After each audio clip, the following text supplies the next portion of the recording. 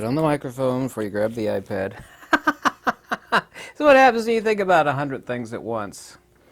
I'm glad I don't do that while I'm driving. I've done it a few times. It's slightly dangerous. I'll be driving and looking dead ahead of me.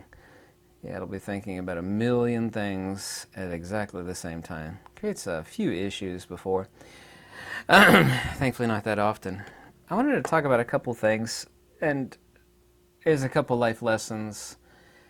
And people have said to me before, said, "Oh, I'm going to take a life lesson from you. You know, you obviously eat too much." And I can actually give a life lesson about one thing and be guilty of something in the other respect. Also, too, I will admit on some things that I have failed. These are the things that they will not teach you in school or in college.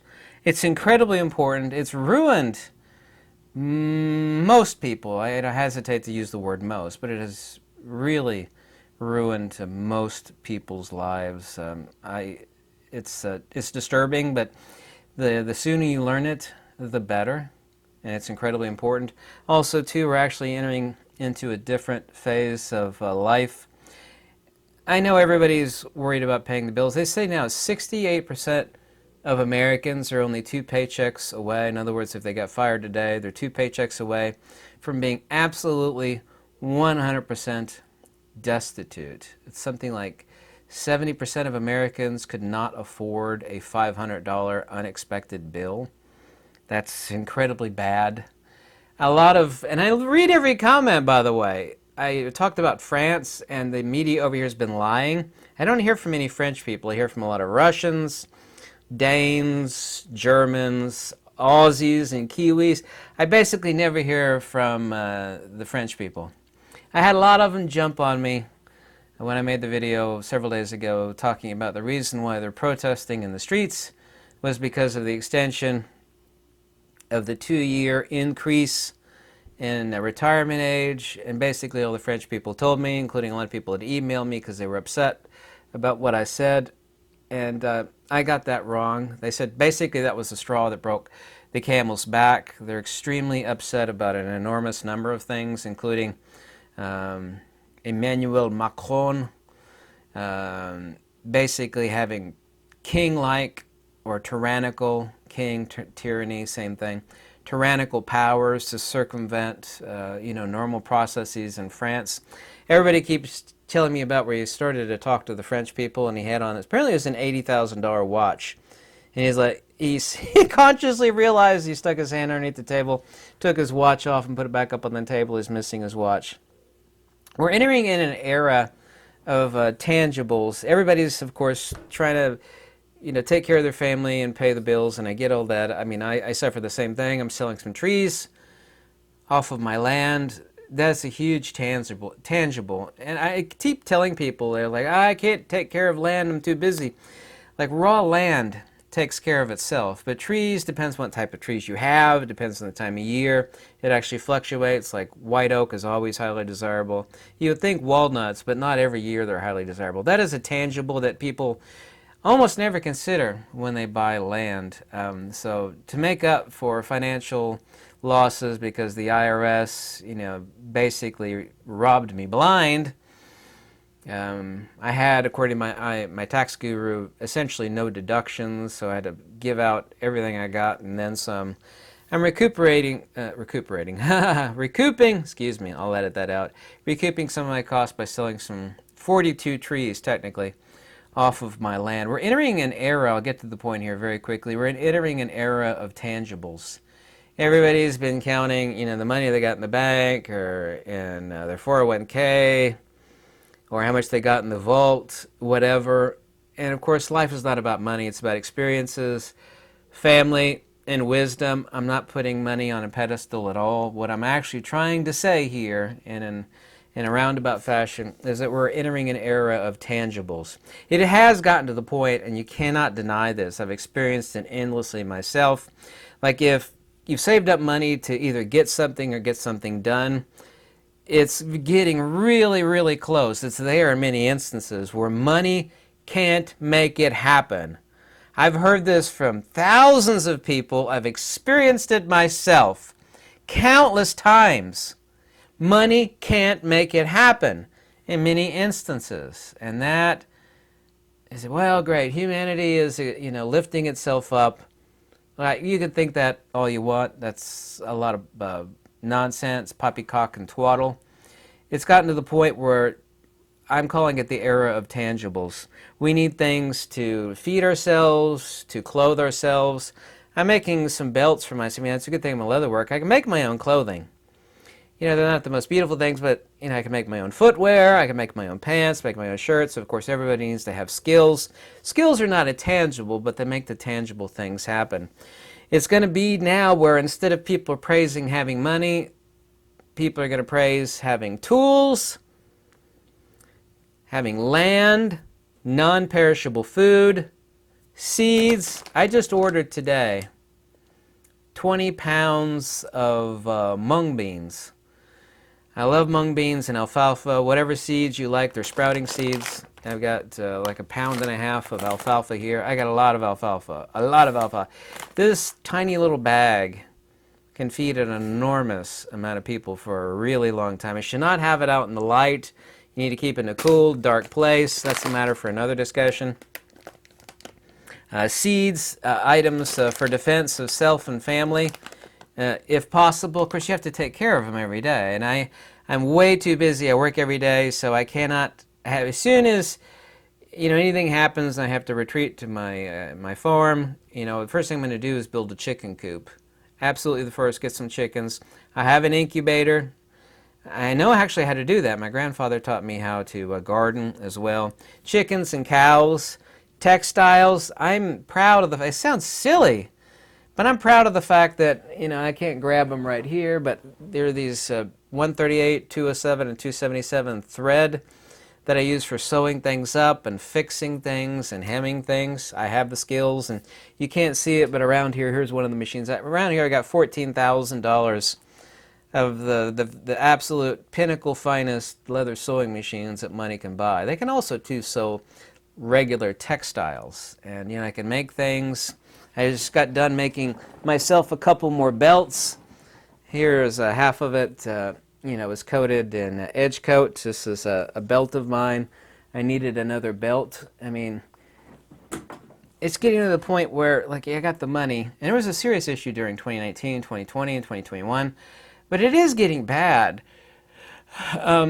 There is an alliance now between Brazil and China, and also, too, between Russia, Iran, and I'm not going to go into that, but I'm sure you've heard about it, unless you've had your head in the sand. It's getting to the point where money's just not going to make it happen. Instead of people praising whatever the heck it is they got in the bank, and we know what's going on with the banks, or having it in the vault, having the tangibles. We could argue about gold, silver, platinum being tangibles. They've always been a form of currency. They always will. There are other forms of currency. Some I will not mention. Other types of metals, Other types of metals that always have been a form of currency. But the question you should ask yourself, and the question I've been asking myself for many years, is what level of tangibles and what percentage of tangibles should we have? Like I said, if I have to go out, I know several people that sell cows. I'd have to put up a fence on a certain part of my land, and I could have a couple cows. First thing I'd build is a chicken coop, get some chicken. Textiles, thread, nails, portable lumber mill. That is on my far distant future, because I got countless lifetimes worth of trees. With a portable lumber mill, I mean, that's basically like a money press. You're printing your own money. Cut down your own logs, saw up your own logs, not only lumber for yourself for building cabins, which of course that you could rent out, which is a money maker, but selling lumber to people. I mean, if I have countless lifetimes worth of lumber, that combined with, of course, it takes more than one person. I'm too, I don't have the muscles enough to, haul big logs, but, you got two people and you have the equipment and a portable lumber mill. You can make lumber and sell it. People always need frigging lumber.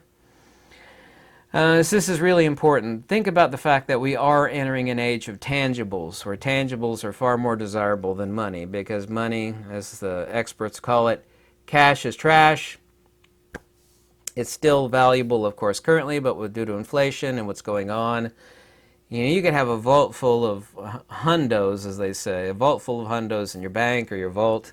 What good is it? What are you going to do with it when it becomes toilet paper? So we need to ask ourselves the question, you do, I do, and I've asked myself, and I've answered myself on that front, what percentage of whatever it is that we have of our assets and or money are we able to put into necessary tangibles to support ourselves? I don't have a family, but to support yourself and your family, it's an incredibly important consideration. Big time.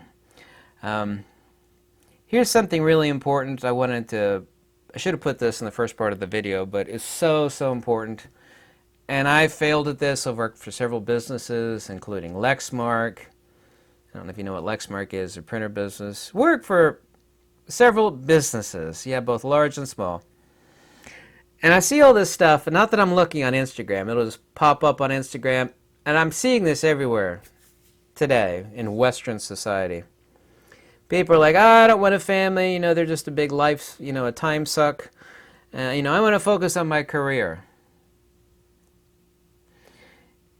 All I want to do is focus on my career. Let these people get back to me when they're 40 or 50, and they're all alone. I don't care how much money they got. I laugh at some of the people who tell me, I'm so happy I'm 40 or 50, I don't have any kids or, wife, or I don't have a significant other. This is hardcore lies and or hardcore delusions. I don't believe it at all. It's laughably insane to me. But let me tell you something, whether you agree or not, I don't care. Let's talk about something that is undeniable. Your job, whether you work for yourself, I got my own business, my business name is right over my shoulder there, look at that. You work for yourself, some other business, be it large or small, even if it's a family business, okay? Oh, me and my family all work together, I got a great job. Wonderful, great. Your job, please listen to me because it's 100% undeniable. Your job, you should have learned this in school and college, they didn't teach us this garbage. Just get enough skills to work some dead-end job. Your job, all these people that aren't interested in a family and a significant other and children, I am focused on my career. Yeah, let me know how that works out for you when you're 40 or 50. Your job does not give a single damn about you. Time is money. You are sacrificing your life to something that in no way gives a damn about you. Absolutely no way does it care about you. I don't care how great your job is, how great it pays. You are sacrificing yourself unnecessarily. It will not be repaid. It's like an idol. Back in the ancient days, you'd stick in your coin. They still do that today, actually. Yeah, put some money in the donation box. They pass around the plate, stick some money in there, listen to some fool talk. They put some sort of, icon or idol up. It's idolatry, ultimately. I'm not an idol worshiper. Like, I thought you said you're focused on your career. You're working for business, bada bing. That's right. Yeah, you're an idol worshiper. That job, no matter how good you work at it, does not care about you. If you get sick and you have to quit, they will fire you. Your job, even if you work for yourself, does not care about you one single tinker's darn. I'm trying to use very sensitive words. I like to actually use some non-sensitive words, but I'm trying to be friendly. Family content words. Your job doesn't give a single darn about you. You're sacrificing your life to something that does not care about you. When you become old and useless, it will kick you to the curb. What if I dedicated my life to serving this company? They don't care. No company, even if it's your company, has a soul. It is a soulless icon. You are worshiping an idol. I'm going to focus on my career. Oh, you're going to focus on working for something that does not give a single bleep about you. Yeah, I'm going to focus on my career. I'm not interested in family. Oh, let me know how that works for you when the realization dawns onto you when you're 40 or 50, 55. That job you've sacrificed so much and, pissed your life away to support and to help and to raise up, it does not give a single hoot about you. This is so... I failed on this early in life. I'll admit that I failed on it. I'm not trying to be holier than thou. I will admit that I failed at this. Yes? I will, even if I end up broken in the streets, I will never work for any company ever again. You're like, yeah, you're working for a company right now. You're posting, your videos on there. I think you know what I mean. I will never do it again. I don't care how destitute it makes me. It's not going to happen. Your job does not care about you. Try about investing your time in a family or a significant other and a family, because your job does not care about you at all. You're just donating your money and you're praying to, you're an idol worshiper. You are.